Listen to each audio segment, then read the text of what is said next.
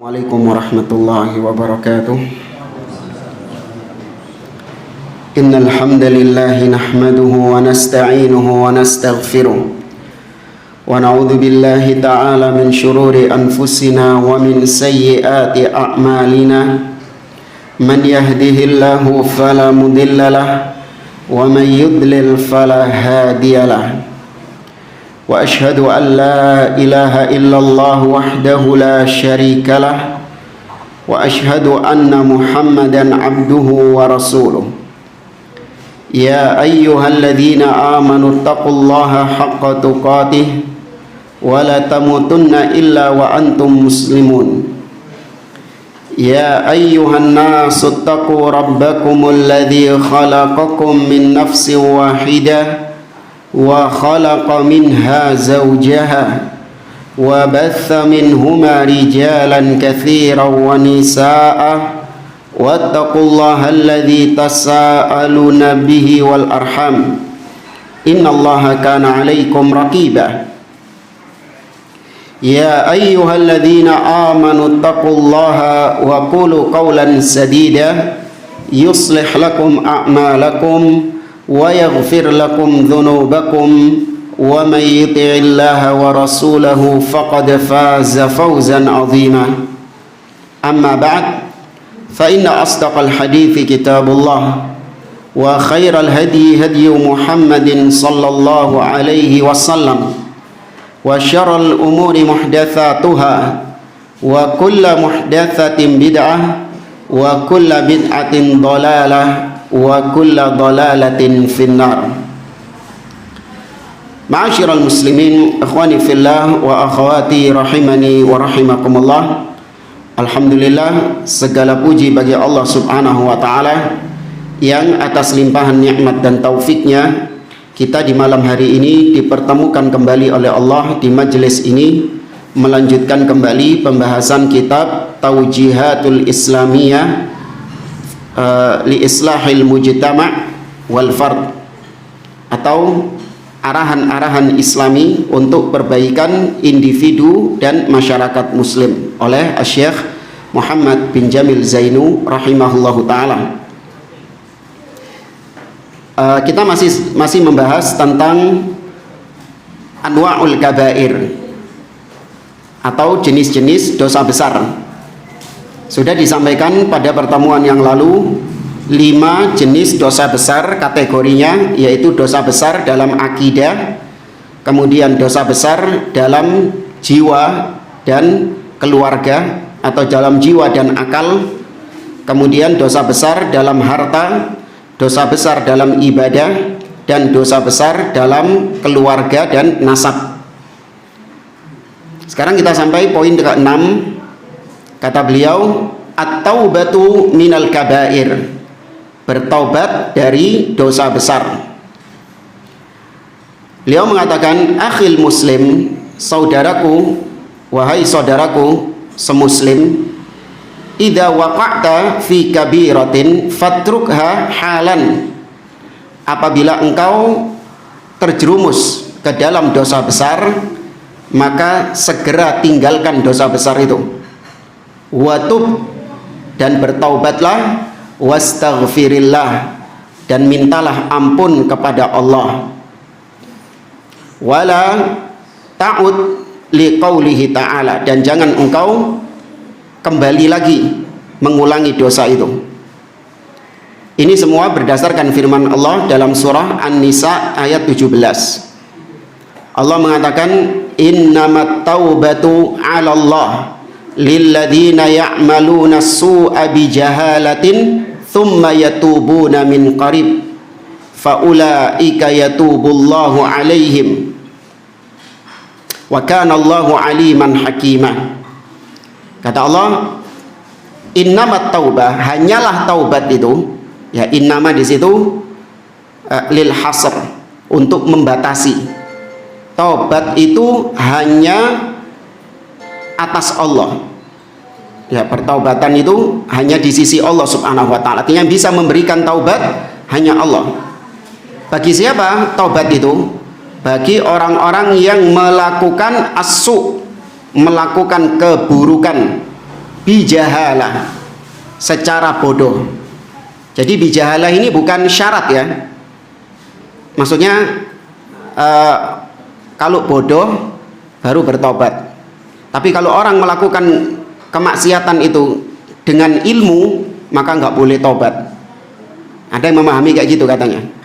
Jadi kata-kata kebodohan di sini itu menunjukkan status orang yang berbuat maksiat, berbuat dosa besar, mau dia itu tergolong orang yang jahil atau bahkan dia tergolong orang yang alim sekalipun, ya tetap dikatakan dia melakukan maksiat itu di atas kebodohannya. Semua orang yang bermaksiat itu bodoh.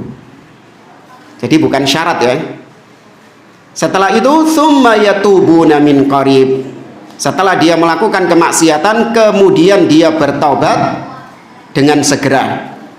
Dia bertobat dari maksiatnya itu min qarib, di waktu yang dekat dengan kemaksiatannya itu. Artinya segera bertobat, tidak dia tunda-tunda. Karena para ulama mengatakan taubat itu kewajiban alal faur. Taubat itu kewajiban yang disegerakan. Orang yang menunda taubat itu ada dosanya sendiri. Jadi double dosanya. Dosa maksiatnya dan dosa menunda taubat. Ya paham ya? Menunda taubat itu dosa tersendiri. Faulaika yatubullahu alaihim.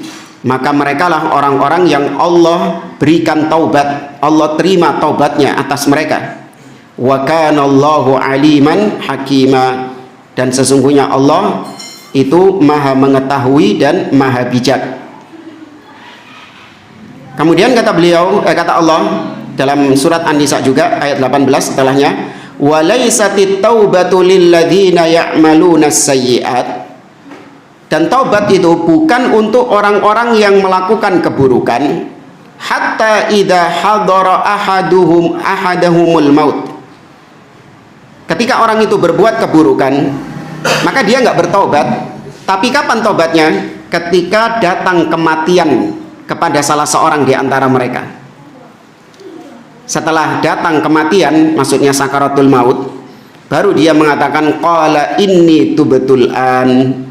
Sesungguhnya aku baru bertobat sekarang. Maka tobat bukan bagi orang-orang yang melakukan keburukan, tapi dia menunda tobatnya sampai menjelang kematiannya, baru dia mengatakan aku tobat sekarang. Walalladzina yamutuna wahum kuffar. Dan tobat itu tidak akan diberikan Allah kepada orang-orang yang mati di atas kekafiran. Ulaika a'tadna lahum adzaban alimah. Karena kami, kata Allah, telah menyiapkan bagi mereka siksa yang menyakitkan. Maka ringkas dari ayat ini, semua taubat diampuni oleh Allah Subhanahu wa taala.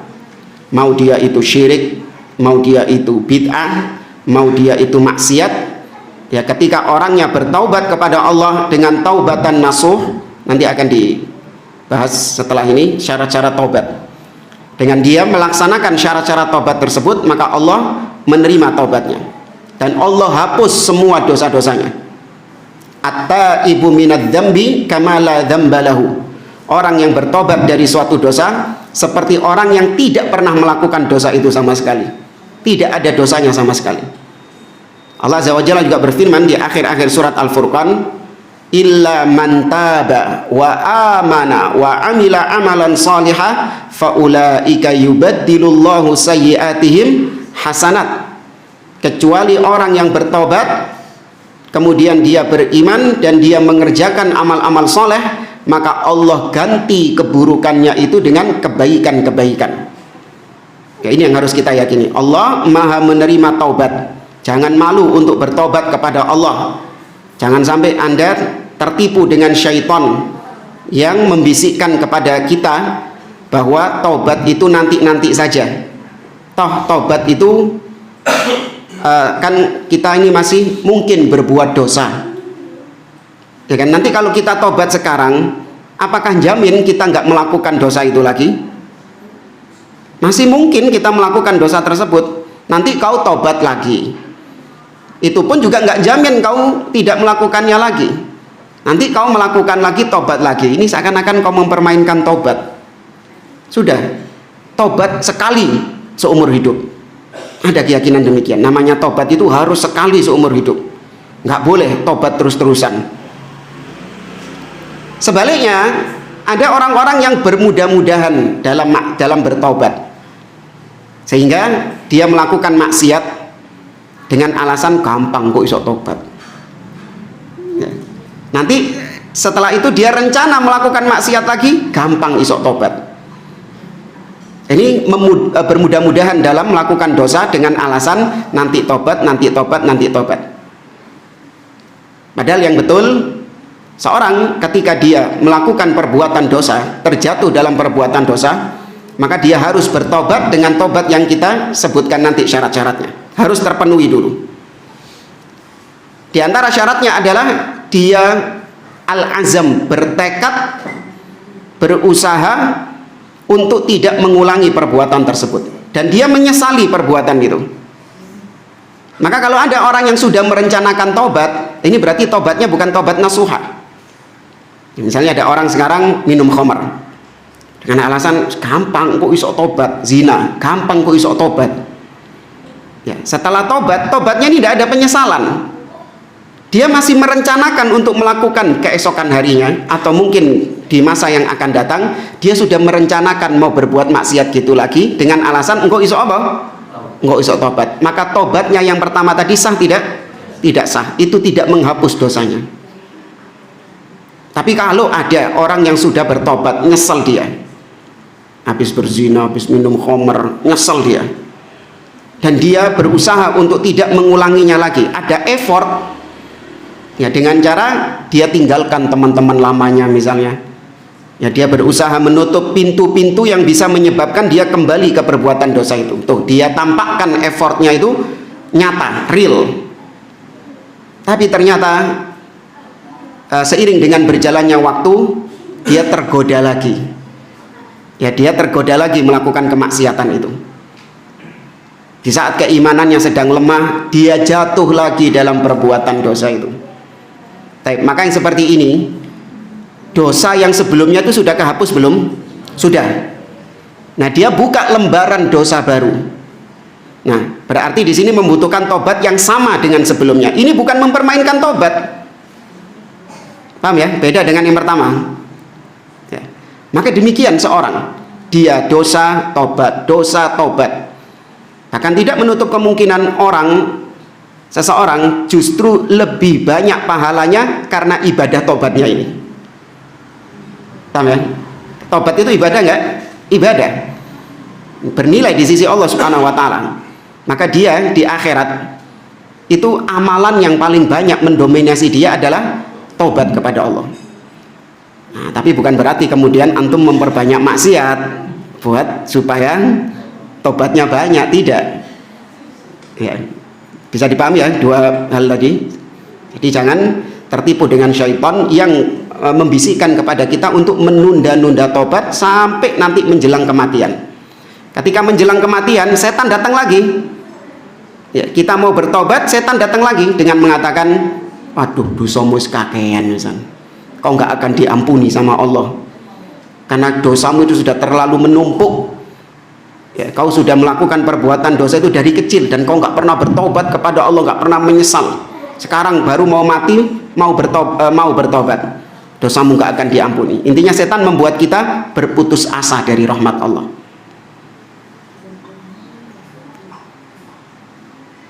Kemudian taubat itu hanya bagi orang-orang yang memenuhi syarat. Nanti akan disebutkan syaratnya. Dan Allah tidak akan memberikan taubat kepada orang kafir.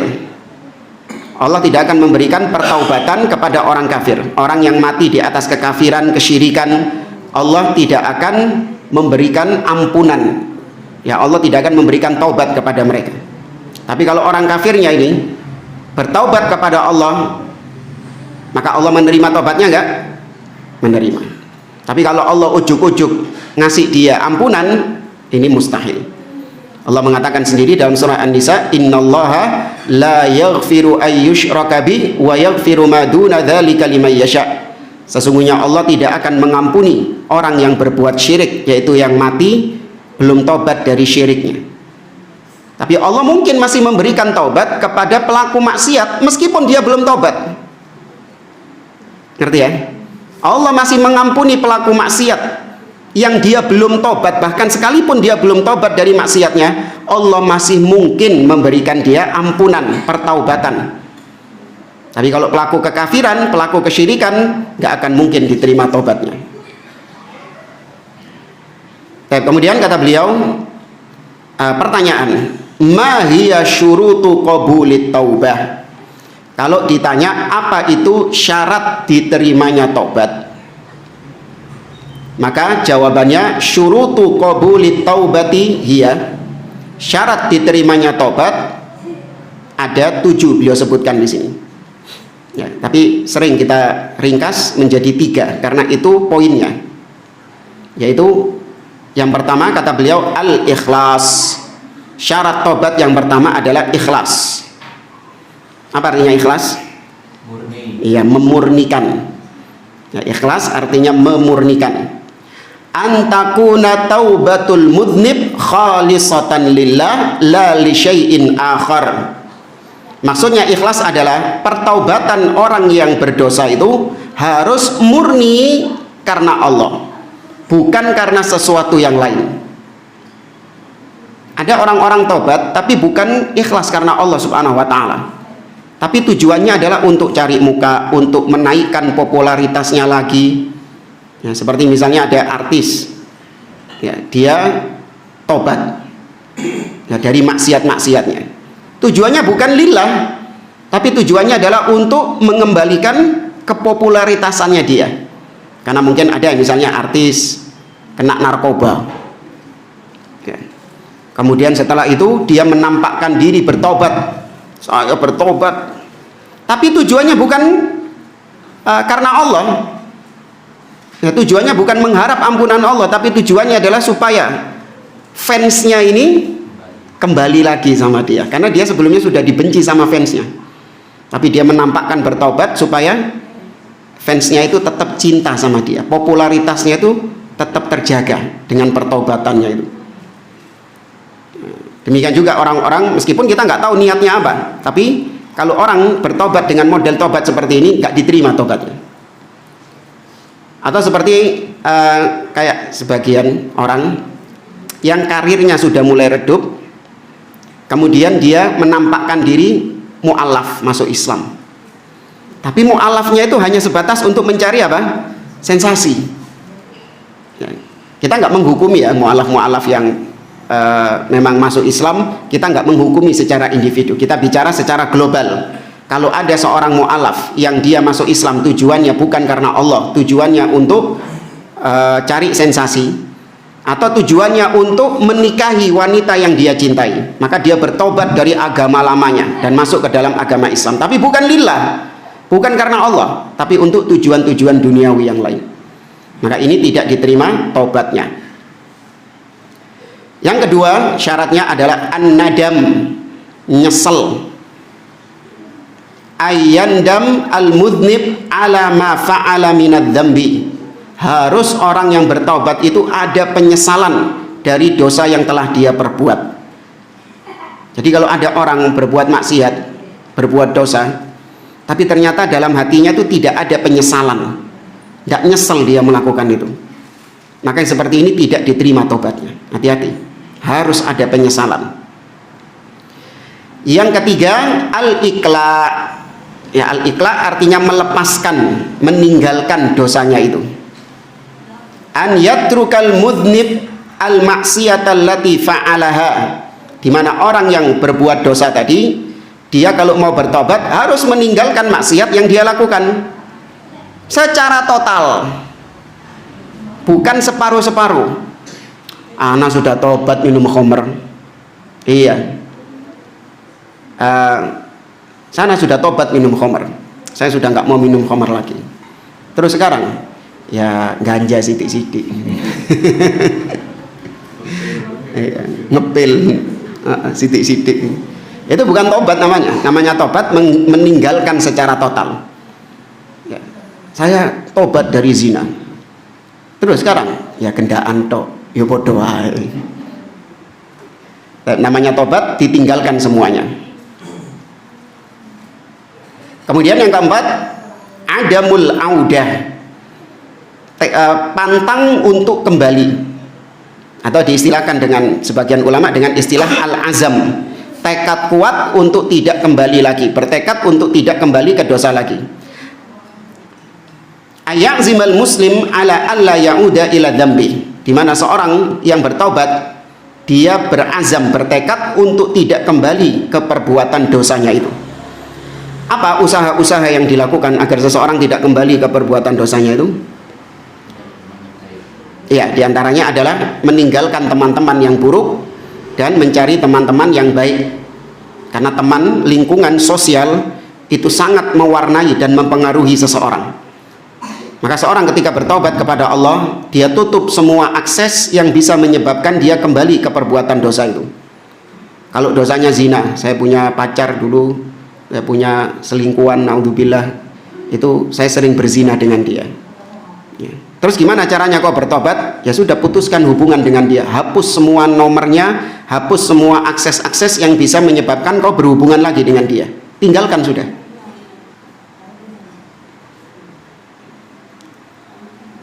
Kemudian yang kelima, al-istighfar. Al-istighfar bukan hanya sebatas ucapan astaghfirullah. Betul, itu istighfar, ucapan astaghfirullah. Namun istighfar maknanya adalah tolabul maghfirah, minta ampun. Kenapa minta ampun? Karena maksiat yang kita lakukan itu ada sanksi, ada punishment, ada hukuman dari Allah Subhanahu wa taala, ada penalti dari Allah untuk pelakunya. Harus kita yakini semua maksiat yang kita lakukan ada hukumannya. Mana Ustadz, saya bertahun-tahun berbuat maksiat nggak ada hukumannya. Nah, hukuman Allah terkadang Allah berikan langsung di dunia, tapi juga terkadang Allah simpan di akhirat, hukumannya di akhirat. Itu yang disebut dengan apa? Istidraj, di mana Allah menjadikan seseorang itu berbuat dosa, Allah tidak berikan satupun hukuman kepada dia, sehingga dia terlena dengan dosanya itu, sehingga dia tertipu dengan dosanya itu. Bahkan sebaliknya, semakin dia berbuat dosa, justru Allah beri nikmat kepada dia. Ya, Allah berfirman, falamma nasu ma dzukiru bihi fatahna alaihim abwaaba kulli syai'in hatta idza farihu bima utu akhadnahum baghtatan fa idahum mublisun. Ketika mereka melupakan apa yang telah kami peringatkan kepada mereka, fatahna alaihim abwaaba kulli syai', kami bukakan untuk mereka pintu-pintu kesenangan dari segala penjuru. Sampai mereka berada di puncak kesenangan, tiba-tiba kami cabut dia, dan dia dalam keadaan menyesal. Ya, maka jangan tertipu dengan nikmat-nikmat. Bahkan para salaf itu dahulu, ketika hidup mereka itu nikmat terus, mereka justru curiga. Iya, bukan kayak kita ya. Kalau hidupnya nikmat terus, tambah apa? Tambah senang. Ya, bertahun-tahun kok saya nggak pernah kena musibah ya. Kok lempeng enak terus hidupku ini. Nah, ini jangan-jangan istidraj dari Allah Subhanahu wa taala. Karena seorang itu butuh musibah, bukan kita nyari-nyari musibah, enggak.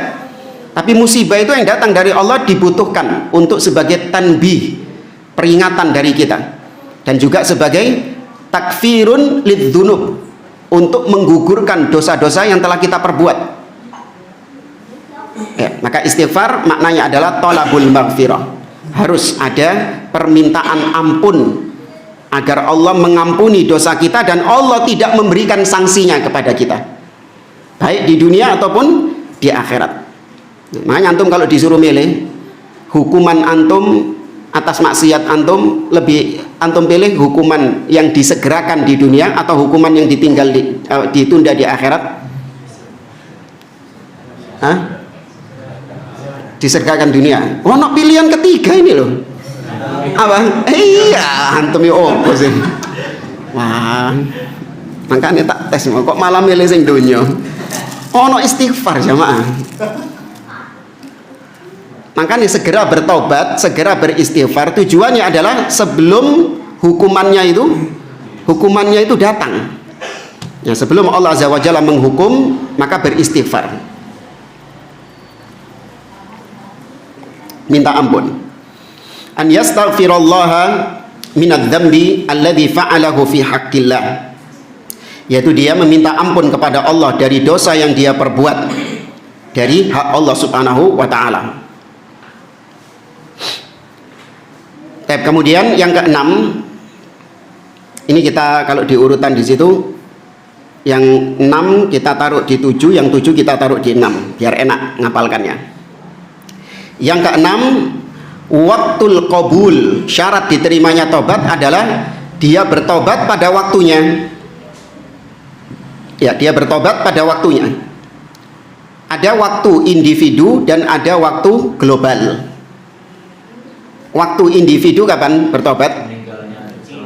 Ya, ketika nyawa sudah sampai kerongkongan. Nabi mengatakan, innallaha yaqbalu taubatal abdi ma lam yugharghir. Sesungguhnya Allah masih menerima taubat seorang hamba sepanjang nyawa belum melewati kerongkongan. Adapun waktu secara global kapan?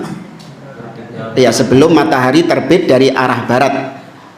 Ya, Allah berfirman, yauma ya'ti ba'du ayati rabbik la yanfa'u nafsan imanuha lam takun amanat min qabl aw kasabat fi imaniha khaira.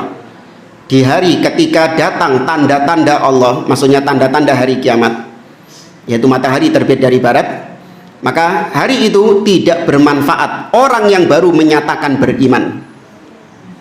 Maksudnya orang yang baru bertobat di hari itu tidak akan bermanfaat tobatnya. Kenapa? Karena namanya iman itu mengharuskan orang itu mengimani yang gaib. Nah, kalau matahari sudah terbit dari arah barat berarti mengimani yang nyata. Maka keimanan yang nyata sudah dilihat itu bukan keimanan yang sah. Orang-orang kafir baru beriman ketika melihat surga dan neraka. Beriman mereka. Ya, mereka beriman dengan adanya surga dan neraka, beriman kepada Allah ketika di hari kiamat. Tapi apakah itu keimanan yang hakiki? Tidak. Keimanan yang hakiki adalah yu'minuna bil ghaib, mengimani yang gaib yang belum ketok. Tapi kita percaya bahwasanya itu ada karena Allah yang mengatakan demikian. Maka diperhatikan waktu diterimanya taubat. Antakuna taubatul mudnib fi hayatihi wa qabla huduri mautihi. Di mana seorang yang bertaubat, dia taubat di masa hidupnya sebelum datang kematiannya. Tadi hadisnya, innallaha yaqbalu taubata abdi ma lam yugharghir. Allah menerima taubat hamba sebelum dia nyawanya sampai kerongkongan. Yang ketujuh berarti kalau yang sebelumnya yang 6. Adaul hukuk. Ini bagi yang dosanya antara hamba dengan hamba. Ya, yang dosanya itu mendolimi orang lain. Kalau dosanya antara dia dengan Allah, maka tadi 6 itu. Dan kalau orang sudah bertobat dari dosanya, maka dia tutup dosanya itu. Nggak perlu dia umbar-umbar dosanya. Allah sudah menutupi dosamu, maka sudah tutup. Nggak usah kemudian kau ceritakan sendiri. Betul kau sudah bertobat, tapi nggak perlu kemudian kau ceritakan. Apalagi hanya dalam rangka untuk menyombongkan diri. Ada orang misalnya minum khamr. Sedina piro kon ngombe khamr? Saya 2 botol. Alah, mek 2 botol. Aku dhisik sadurunge tobat sakrat. Ya. Nah, biasanya rokok. Sedina rokok pirang bungkus? 1. Alah sak bungkus. Aku dhisik 5 bungkus sak slop. Ya. Dhisik sedina sak slop. Ya. Padahal dia sudah berhenti, sudah bertobat. Nah, ini nggak boleh. Ya, kecuali memang kalau ada ibroh di situ, ada keperluan di situ. Ya, maka ini boleh dengan cara-cara tertentu. Sebagaimana dulu sahabat, mereka menceritakan bagaimana dahulu mereka ketika zaman jahiliyah, kemudian mereka diberi hidayah Islam. Nah, ini tujuannya adalah untuk menampakkan nikmat dari Allah, ya, menampakkan kebesaran Allah Subhanahu wa ta'ala, memuji Allah atas hidayah yang didapatkan. Tapi kalau tujuannya dalam rangka untuk menyombongkan diri, ya dulu seperti itu bermaksiat, kemudian saya bertobat sekarang, nah, ini nggak boleh. Tutup sudah dosanya. Mau mantan artis, mau mantan penyanyi, mau mantan minum khamr, tutup dosanya. Tapi sekarang malah dijadikan nilai plus. Ya, orang yang bertobat dari maksiat itu ada nilai jualnya. Nggak tahu sekarang masih ngetren apa enggak itu. Dulu sering kajian-kajian itu bareng artis yang tobat, kajian bareng penyanyi yang tobat. Ya. Diceritakan bagaimana pengalamannya, saya dulu hijrah. Nangis-nangis artisnya. Balik mana? Iya. Kenapa? Karena disibukkan. Setelah tobat itu harusnya dia apa? Belajar. Tapi enggak disibukkan. Jadwal kajian di sini, jadwal diundang sama masjid ini, diundang sama masjid ini, sama materinya, menyampaikan pengalaman kok bisa bertobat. Materinya itu terus kajiannya. Memang dia nggak punya ilmu, jadi yang dibahas sama dia adalah bagaimana masa lalunya, kemudian bagaimana dia bertobat kepada Allah, kemudian bagaimana kehidupannya setelah tobat, cerita. Akhirnya tersibukkan. Harusnya dia duduk di majelis ilmu, harusnya dia menimba ilmu, belajar, tapi tidak. Ya, ini hati-hati. Yang bertanggung jawab di sini seperti panitia-panitia kajian, mereka nggak memikirkan orang yang bertobat ini. Yang mereka pikirkan adalah bagaimana kajiannya itu bisa rame, mendatangkan mantan artis atau mendatangkan mantan penyanyi. Mereka nggak mikir dampak kepada penyanyi yang tobat tadi, artis yang tobat itu bagaimana, nggak mikir mereka. Pokoknya yang penting kajian yang saya selenggarakan ini rame. Yang terjadi apa? Artisnya balik lagi ke dunia lamanya. Iya, karena orang yang baru bertobat itu kan masih rapuh. Ya kan, apalagi perkara akidah, perkara tauhidnya masih rapuh. Harusnya dikuatkan akidahnya, dikuatkan tauhidnya. Karena orang yang baru-baru pertama tobat itu, kalau istilah sekarang hijrah katanya. Ini juga nggak benar juga. Orang yang baru hijrah, katanya sebagian orang itu, orang yang baru bertobat, ini terkadang banyak goncangan-goncangan di situ. Untuk melihat orang-orang mu'alaf itu yang baru masuk Islam, kebanyakan di antara mereka mengalami goncangan yang luar biasa. Dikucilkan sama keluarganya, diceraikan sama istrinya, ditinggalkan sama anaknya, dipecat dari perusahaannya. Itu kan kebanyakannya kan. Nah, ini kan rapuh. Kalau dia nggak kuat tauhidnya, apa yang terjadi? Balik mana? Waduh, balik mana wis. Tapi ketika dikuatkan tauhidnya sama dia, ya dikuatkan bahwasanya segala sesuatu telah ditetapkan oleh Allah Subhanahu wa taala. Semua sudah ditakdirkan oleh Allah Subhanahu wa taala. Hidayah lebih mahal daripada dunia yang kau kehilangan darinya. Maka ketika itu dia bisa survive, bertahan. Ya. Tapi kalau mu'alafnya ini diundang sana, diundang sini, kapan belajarnya? Ya, ini musibah di tengah-tengah sebagian orang. Kita kembali ke materi kita. Di antara syarat taubat adalah menunaikan hak saudaranya yang telah dia rampas, yang telah dia zalimi. Ini kaitannya antara hamba dengan hamba. An yu'addiya huquqan nasi au yusamihuhu, yaitu dia menunaikan hak-hak saudaranya yang telah dia rampas, atau saudaranya yang memaafkan dia, saudaranya yang mengikhlaskan, ikhlas bahasa Indonesia ya, saudaranya yang merelakan. Baik, maka di sini seorang yang mungkin telah mencuri harta orang lain atau koruptor yang telah korupsi, nggak cukup hanya dengan dia bertobat kepada Allah, harus dia meminta maaf dan mengembalikan. Ya, meminta maaf. Kalau dia nggak mampu mengembalikannya, dia jujur minta maaf.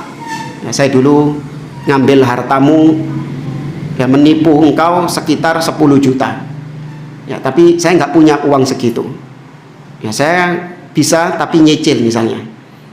Atau kalau kau mau memaafkannya, alhamdulillah. Ya kan, siapa tahu kan? Ya, siapa tahu dimaafkan. Terkadang orang ngelihat kejujuran orang seperti itu justru ya iba gitu. Ya, justru iba. Maka dimaafkan sama dia. Nah, bagi kita memang yang lebih afdol memaafkan. Tapi kalaupun kita menuntut hak kita, itu juga dibolehkan.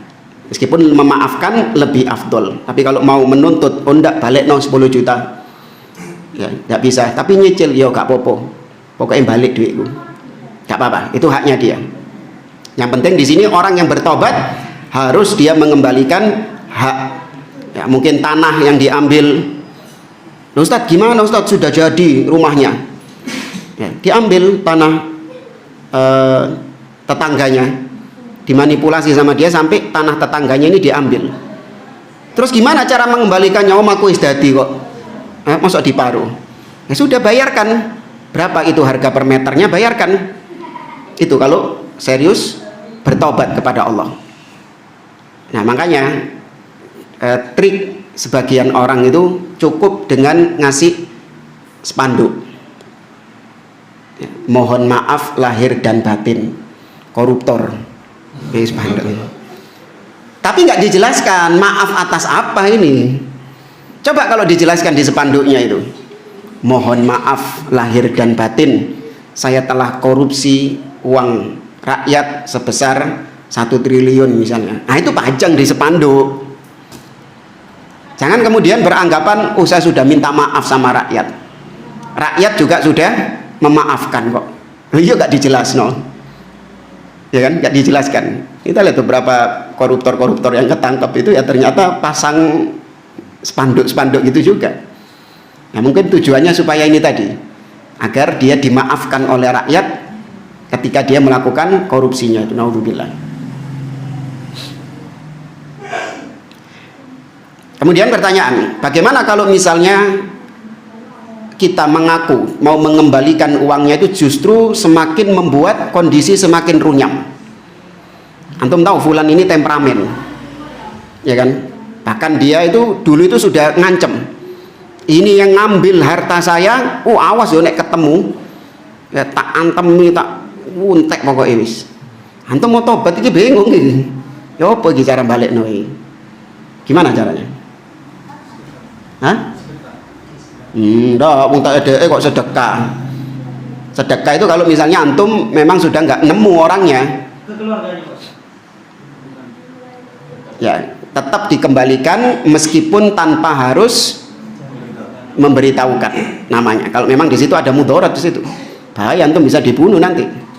Ya, maka cukup kembalikan kepada dia, entah lewat kurir, antum pakai paket misalnya, kembalikan ke dia tanpa antum menyebutkan namanya. Ya, tulis surat di situ, saya kembalikan harta yang telah saya ambil darimu sekian. Ya, saya memohon maaf, ya, tanpa menyebutkan namanya. Ya, ini sekali lagi kalau ada mudorot, mengancam Anda, kalau Anda terus terang. Wallahu a'lam. Jamaah rahimani wa rahimakumullah. Sebenarnya kalau mau ditambahkan lagi syaratnya ada. Syarat ke-8 yaitu bertobatnya harus sesuai dengan sunnah. Harus sesuai dengan sunnah. Karena ada pertobatan yang bid'ah. Ya, wallahu a'lam, masih ada apa enggak sampai sekarang. Yaitu sebagian orang kalau dia bertobat maka dia cukur gundul. Tuh, bukan ihram, bukan tahallul umroh, bukan. Ya memang dia dalam rangka bertobat dari kemaksiatannya dicukur gundul sama dia, habis. Itu merupakan bentuk pertobatannya kepada Allah. Ada nggak tobat dengan cara menggundul rambut? Nggak ada. Maka ini tobat yang bid'ah. Ya.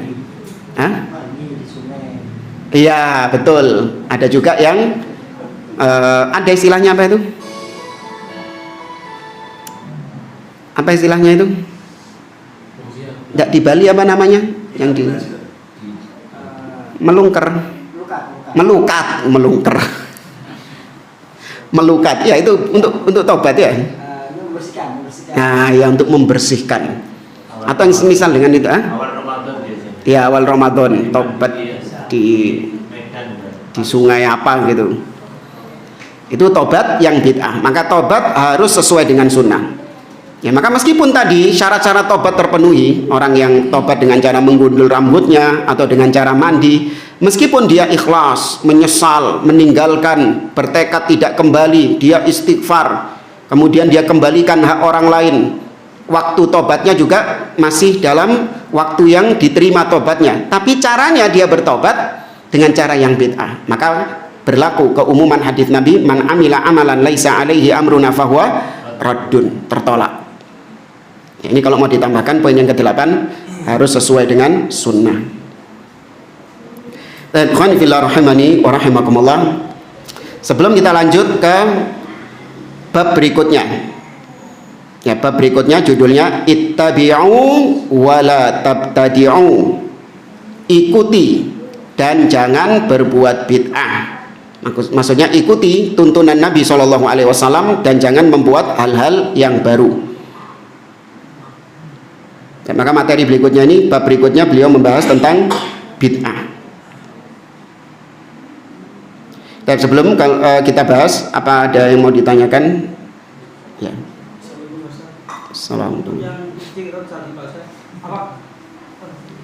Apakah bisa nikmat itu yang dibedakan, Ustaz? Mana nikmat yang asli, mana nikmat yang istighfar? Ya.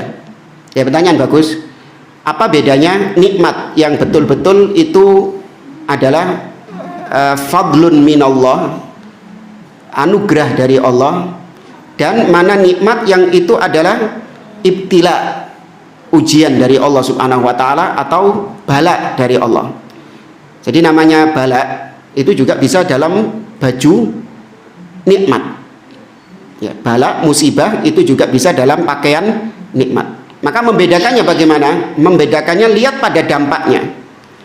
Kalau nikmat yang Anda dapatkan itu justru semakin mendekatkan antum kepada Allah, maka berarti itu fadlun minallah, karunia, nikmat yang hakiki itu.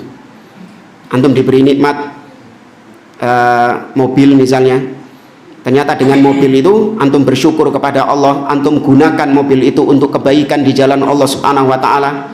Antum diberi nikmat berupa harta, maka harta antum ini antum gunakan di jalan Allah untuk sedekah atau untuk umroh misalnya, ya, atau untuk membantu orang tua dan yang lainnya. Maka kalau seperti ini namanya fadlun minallah, itu nikmat yang hakiki dari Allah. Tapi kalau ternyata antum diberi nikmat larinya kepada syaitan, larinya kepada maksiat, maka ini berarti apa tadi? Istidraj.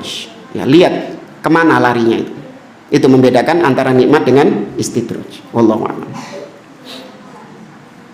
Yang lain antum? Ada dua pertanyaan.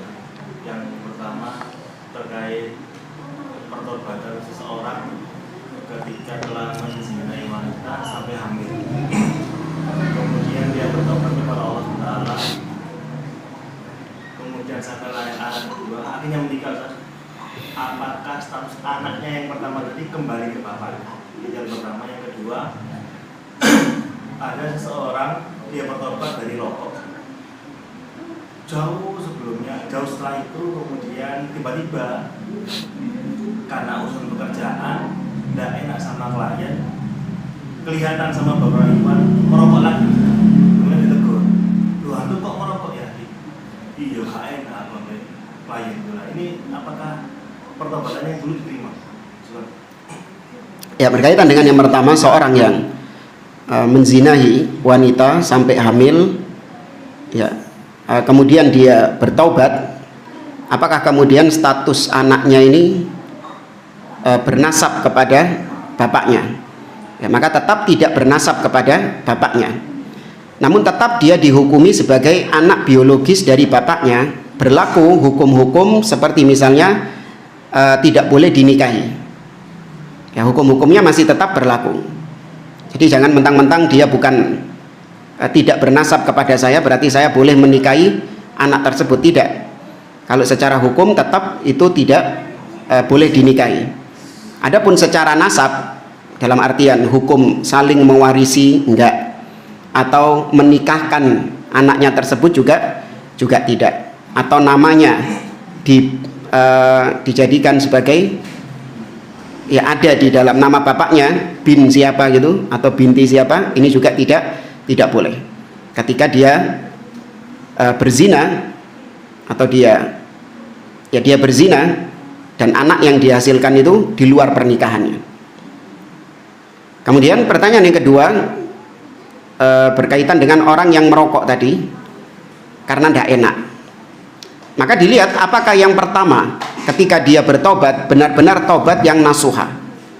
dengan memenuhi syarat-syaratnya ini. Kalau betul sudah tobat nasuha, maka sudah selesai dia. Lembaran dosa yang sudah dia perbuat dahulu itu sudah ditutup.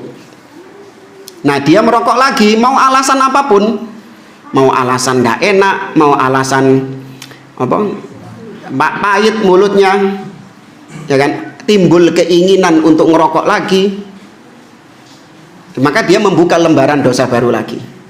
Maka yang ini butuh tobat lagi. Alasan apapun, mau nggak enak, mau apa. Ada teman cerita dulu, dia itu sudah berhenti ngerokok, dia berhasil berhenti ngerokok. Kok aneh hujannya? Tapi kok gitu bunyinya? Hujan ya? Ya, tapi nggak dengar hujannya, pancurannya dok.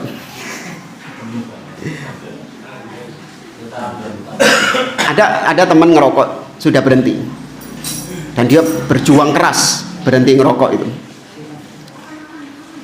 sampai pada akhirnya berjalan sekitar 1 tahun dia sudah berhenti ngerokok.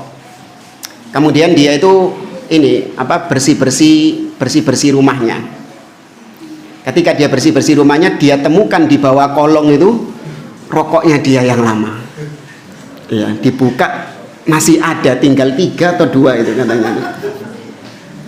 Disumet maneh.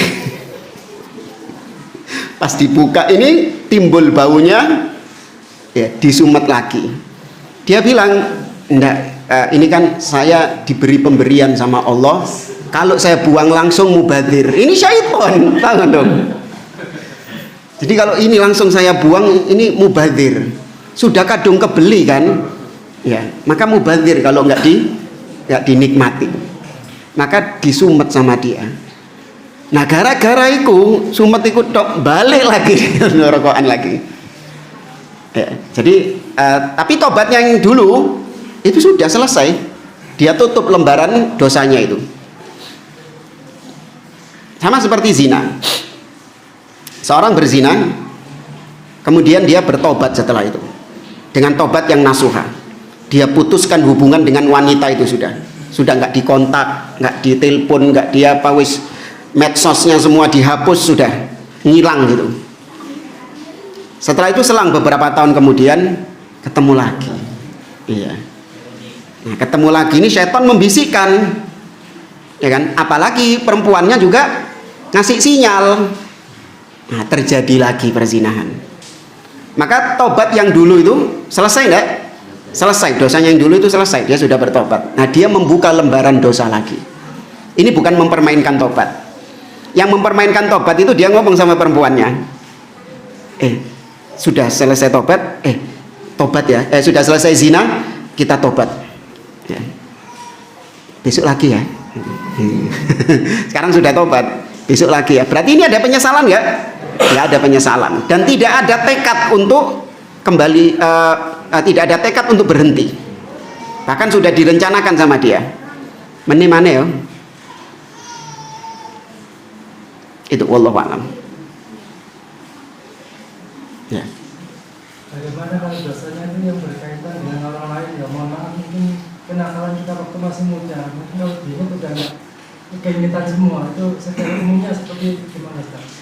Ya, selama kita masih bisa memungkinkan untuk meminta maaf kepada orangnya, mengembalikan hak kepada orangnya sebisa mungkin, maka kita minta maaf, kita kembalikan. Tapi kalau memang kita sudah lupa, ya, siapa orang yang kita dolimi ini, kita sudah lupa karena memang sudah terlalu lama ya. Mungkin antum waktu masih SD, masih kecil, antum lupa sopo jenenge arek iku ya.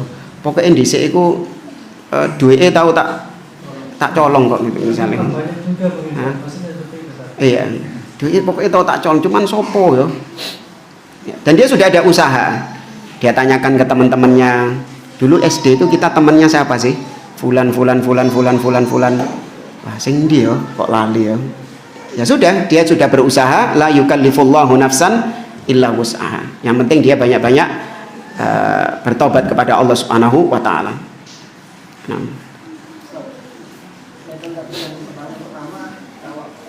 Tapi secara mahram dia jadi mahram sama anaknya. Iya, secara biologis iya. Tetap mahram itu masih Ya haram, haram tidak boleh dinikahi.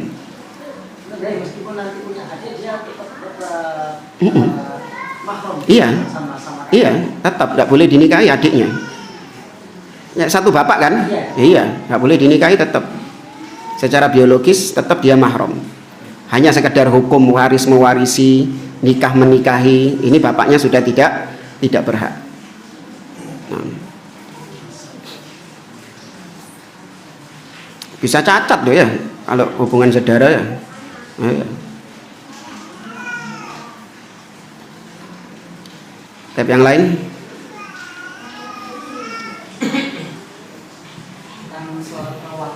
Salat apa?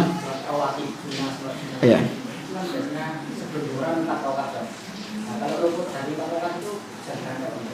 Bisa 2, bisa 4. Ya bisa. Bisa diganti setelah duhur. Cuman tidak bisa dijadikan kebiasaan. Ada riwayatnya Nabi SAW pernah mengqadha setelah duhur.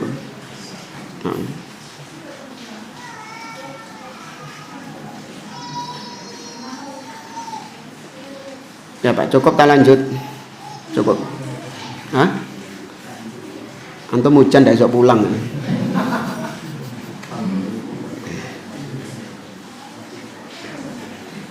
Nah, kita lanjut. Ittabi'u wa la tabtadi'u. Ikutilah sunnah dan jangan berbuat bid'ah. Kata beliau, idza aradta at-tahdhira minal bid'ah fid dini fayaqulu laka ba'dhum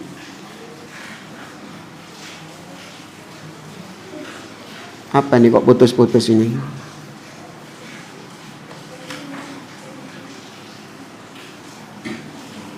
Oh ya, apa kata beliau, apabila engkau ingin untuk memperingatkan seseorang dari bid'ah di dalam agama, maka sebagian yang pelaku bid'ah ini akan protes dan mengatakan kepadamu, nadharatuka zujajiyah bid'ah. Dia akan mengatakan kepadamu, kocomotomu itu bid'ah. Ada nggak orang-orang yang ngomong kayak gitu? Bukan kacamata. Iya, langsung raine kalau orang sekarang. Ya. Wajahmu itu bid'ah, nggak ada di zaman Rasul. Ustadz lagi yang ngomong. Ya. Kata beliau, anna hadhi wal jawab anna hadhi laisat minad din. Maka kalau ada orang yang berkata demikian, maka jawablah, kacamata bukan bagian dari agama. Ya kan, wajahku juga bukan bagian dari ad-din, bukan bagian dari agama. Yang aku peringatkan manusia dari bid'ah adalah bid'ah dalam agama, perkara baru di dalam agama. Bal hiya minal mukhtara'atid dunyawiyah.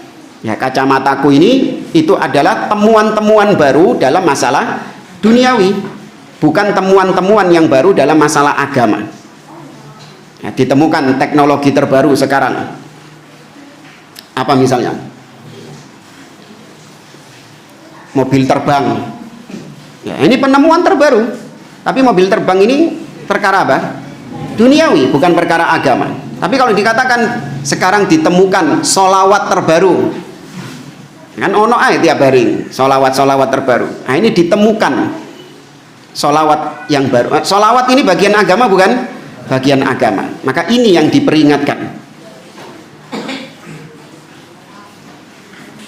Kalau kacamata tadi termasuk diantara temuan-temuan baru dalam urusan dunia. Allati qala anha Rasulullah sallallahu alaihi wasallam, yang mana Nabi bersabda tentang urusan dunia ini.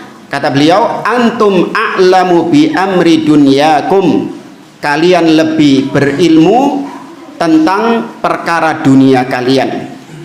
Ya, jadi ceritanya Nabi sallallahu alaihi wasallam melihat ada orang yang mencangkok ya, mengawinkan mengawinkan kurma. Tapi Nabi Shallallahu Alaihi Wasallam kemudian menyarankan untuk melakukan demikian dan demikian. Maka dilakukan oleh mereka dan ternyata mati. Ya, kurmanya nggak tumbuh. Maka ketika itu Nabi mengatakan ini urusan dunia, kalian lebih tahu tentang urusan dunia kalian. Tapi kalau urusan agama nggak boleh seseorang membuat kreasi-kreasi baru. Wa hadhil mukhtara'at silahun dzu haddain. Kata beliau, temuan-temuan baru dalam masalah dunia, penemuan-penemuan baru dalam masalah dunia ini seperti senjata yang memiliki dua mata pedang. Ya, pedang yang memiliki dua mata. Farradiu mathalan, seperti misalnya radio. Ya di zaman itu. Kalau sekarang apa? HP. Idza stama'ta minhu lil Qur'an wal ahadithi ad-diniyati kana halalan wa matluban. Kalau kau gunakan untuk mendengarkan Al-Qur'an ya, atau membaca hadis-hadis Nabi SAW, atau untuk kajian-kajian, HP itu digunakan untuk kebaikan-kebaikan, maka ini halal dan itu yang dituntut di dalam syariat. Jadi kita dibolehkan untuk melakukan penemuan-penemuan yang baru untuk menunjang apa kita? Menunjang ibadah kita kepada Allah, menunjang agama kita kepada Allah Subhanahu wa taala. Wa idza stama'ta lil musiqa wal aghani al khali'ah kana haraman. Tapi kalau radio itu atau HP itu digunakan untuk mendengarkan musik-musik atau nyanyian-nyanyian yang di situ banyak kemaksiatan di dalamnya, ya, aurat-aurat dibuka dan yang lainnya, maka jadilah meskipun itu penemuan yang baru, meskipun bukan dikatakan bid'ah di dalam agama, jangan dianggap hukumnya halal semua. Ya, maka seperti pedang memiliki dua mata pisau. Kalau digunakan seperti tadi, maka itu haraman. Li'anna hadhihi tufsidul akhlaq wa tadurrul mujtama'. Karena itu bisa merusak akhlakmu dan juga memberikan kemudorotan kepada masyarakat. Ya, memberikan dampak buruk kepada masyarakat.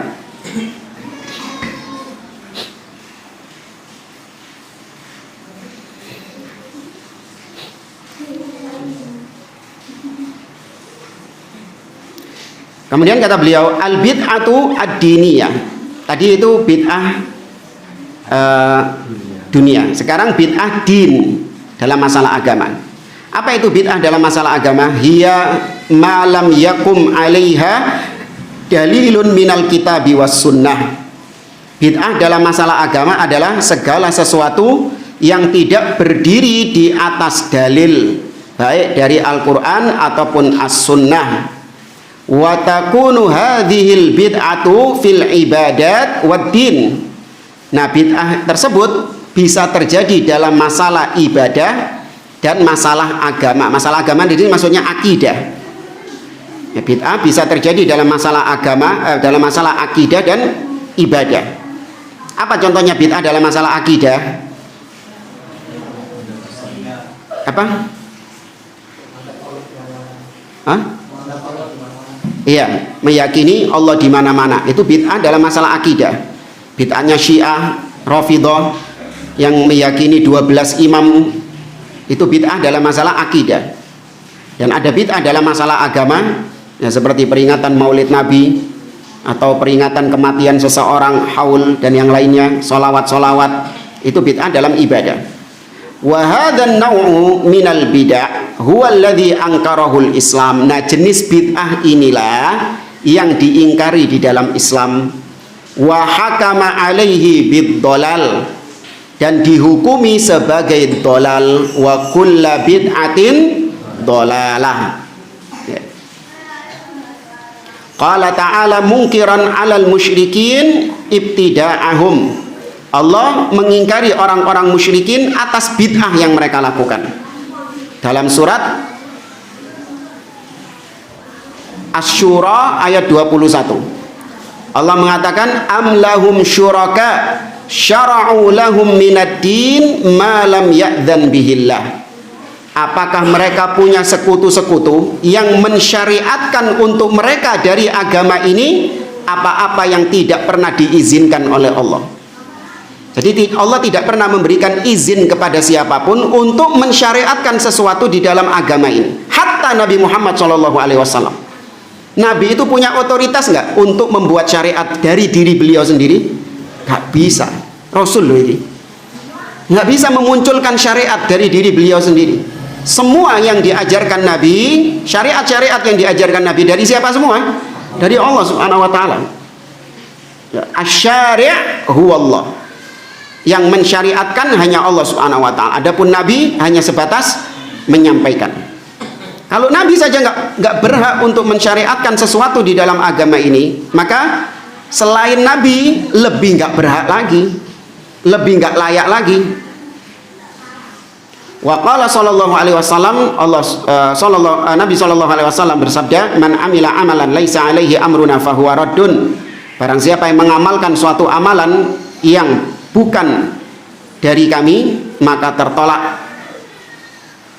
Wa qala sallallahu alaihi wasallam, iyyakum wa muhdatsatil umur fa inna kulla muhdatsatin bid'atun wa kulla bid'atin dhalalah. Hati-hati kalian, jauhkan diri kalian dari perkara-perkara yang baru, karena setiap perkara yang baru adalah bid'ah dan setiap bid'ah kesesatan. Wa qala sallallahu alaihi wasallam, innallaha hajabat taubata an kulli sahibi bid'atin hatta yada'aha ay yatrukaha. Kata Nabi, sesungguhnya Allah menghijabi setiap pelaku bid'ah dari tobat sampai dia meninggalkan bid'ahnya. Maksudnya bukan Allah tidak menerima tobatnya bid'ah, tapi Allah menghijabi, artinya seakan-akan Allah menghalangi orang berbuat bid'ah dari bertobat. Kenapa? Karena orang yang berbuat bid'ah itu mereka meyakini bid'ahnya itu sebagai sebuah kebaikan, sehingga mereka susah untuk bertobat. Beda dengan maksiat. Kalau maksiat, mereka masih meyakini maksiat itu buruk. Makanya pelaku maksiat itu kalau disuruh tobat, disuruh berhenti dari maksiatnya, mereka mantuk-mantuk. Iya. Astagfirullah. Masih yo sih maksiat maneh mari ngono. Tapi dia sadar bahwasanya itu keburukan. Tapi kalau pelaku bid'ah bukan dingkluk, malah ndangak ngene. Nah, tobat to kon teko bid'ah iku. Kok bid'ah iku lho. Tambah ndangak gini dia. Kata Imam Sufyan Ats-Tsauri, al-bid'atu ahabbu ila iblis minal ma'siyah, li'anna al-bid'ah la yutabu minha wal ma'siyah yutabu minha. Sesungguhnya iblis lebih mencintai pelaku bid'ah daripada maksiat. Karena bid'ah angel tobate, sedangkan maksiat mudah tobatnya. Meskipun kata beliau hatta yada'aha, sampai dia betul-betul meninggalkan bid'ah itu baru dia bisa bertobat. Ya taufik dari Allah Subhanahu wa taala. Bukan berarti pelaku tobat nggak bisa, pelaku bid'ah nggak bisa tobat, tidak. Ada nggak pelaku bid'ah yang tobat? Banyak. Awak dewi, ya kan? Wa qala Ibnu Umar, kullu bid'atin dhalalah wa in ra'aha an-nasu annaha hasanah. Abdullah bin Umar mengatakan semua bid'ah dhalalah meskipun manusia menganggapnya baik. Musik dawa berarti. Kita berhenti di sini saja. Insyaallah di pertemuan berikutnya kita agak sedikit membahas tentang masalah bid'ah ini, karena mungkin sebagian orang masih rancu tentang wasail, perbedaan antara bid'ah muhdatsah dan maslahah mursalah. Ya, ada dua istilah ini yang sering rancu. Ada bid'ah dan ada maslahah mursalah, seperti pesawat, ya kan, atau ini kajian lewat YouTube. Ini kan masalah agama kan, kajian ini kan, ini mikrofon ini kan masalah agama, bukan masalah duniawi. Ini kita sedang kajian. Atau adzan pakai mikrofon. Adzan itu bagian agama bukan? Iya, tapi pakai mikrofon. Apakah itu dihukumi bid'ah? Ya, kalau antum bilang itu masalah duniawi, oh enggak, ini masalah duniawi. Atau ya berarti saya boleh dong berdakwah dengan menggunakan musik. Ya, kan sama. Antum berdakwah dengan menggunakan alat, iya dikira mic iki alat musik jamaah. Vokalis itu soalnya megang apa? Nyekel mic. Iya, jarene. Antum itu juga pakai alat musik, Ustaz. Loh kok iso? Iya, mikrofon itu alat musik dicekel sama vokalis. La haula. Jadi orang yang pakai mikrofon itu pasti vokalis gitu. Nah, presiden yang pidato di depan menteri-menterinya pakai mic apa enggak? Berani bilang presiden vokalis band. Ini ngaco. Saking pengennya musik itu dilegalkan untuk berdakwah. Sampai kita pun ceramah pakai mikrofon dituduh sama pakai alat musik juga. Naudzubillah. Tapi ini mungkin kita lanjutkan di pertemuan berikutnya. Wallahu a'lam. Subhanakallahumma bihamdik, asyhadu an la ilaha illa anta astaghfiruka wa atubu ilaik. Assalamualaikum warahmatullahi wabarakatuh.